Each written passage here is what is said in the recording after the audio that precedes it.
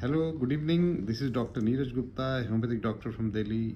आज मैं बात करना चाहूँगा क्रॉनिक डिजीज़ मैनेजमेंट के बारे में कि अगर क्रॉनिक डिजीज़ कोई मैनेज हो रही है तो उसमें अगर अचानक से कोई दवाई रोक देता है व्यक्ति, कोई पेशेंट, तो उसका लॉन्ग टर्म इम्पैक्ट या शॉर्ट टर्म इम्पैक्ट क्या देखने को मिल सकता है।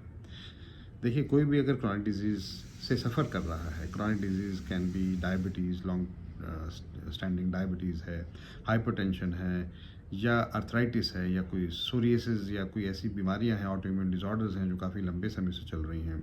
तो उसका एक बहुत ही स्टैटिक एक वो बनता है, एक प्रोटोकॉल बनता है जो डॉक्टर्स जिस भी स्ट्रीम के हैं वो बनाते हैं, पेशेंट का मैनेजमेंट प्लान बनाते हैं। And if the patient does not take, तो इसका क्या होता है कि if he is not following the protocol, तो लैक ऑफ कंट्रोल हो जाता है। तो कंट्रोल ना होने की वजह से एब्रप्ट कंडीशंस डेवलप हो सकती हैं। It can lead to some uncontrolled symptoms, and it can lead to some complications which can so much so that it can impair the हमारे कई सारे सिस्टम्स पे इसका इम्पैक्ट आ सकता है। So much so that it can create cardiovascular health पर भी organ damage होने की संभावना हो सकती है और कई सारे कॉम्प्लिकेशंस होने की संभावना हो सकती है। तो अचानक से कोई भी मेडिकेशंस को बंद नहीं करने की ज़रूरत होती है। What we have to understand that we don't have to do that in the treatment of management of chronic diseases.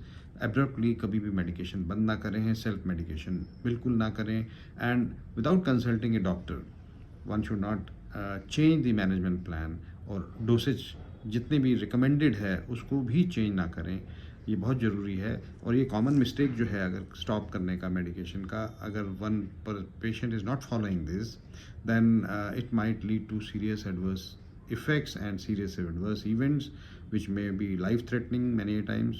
So with all these words we have to make aware to the patients that इस तरीके से sudden stopping of medication ना करें, and without consultation, without guidance of a consultant.